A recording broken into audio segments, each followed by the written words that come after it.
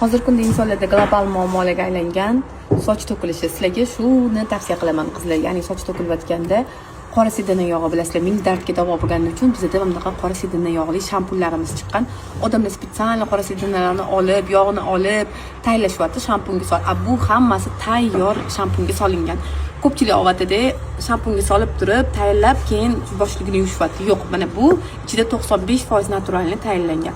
Repena masla bilasizlar, aptekalardan repena masla sotib olib, uni balzamlarga qo'shib turib, sochga tana qilib, bu ham mana tayyor qilingan. Va garimdorini olib, aroqqa qo'shib, uni bir hafta qoldirib tayyorlashardi. Yo'q, bu tayyor mana garimdorili maskamiz sochingizga qilasizlar, tolalarni qattimlashtirib, to'kilishlarni shunday to'xtatib beradi.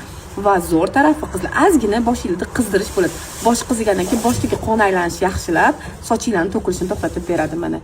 Shu naborlarimizni soch to'kilishi uchun tavsiya qilamiz. Narxlari hamyonbop, sochingiz to'kilishi bir pasda to'xtaydi.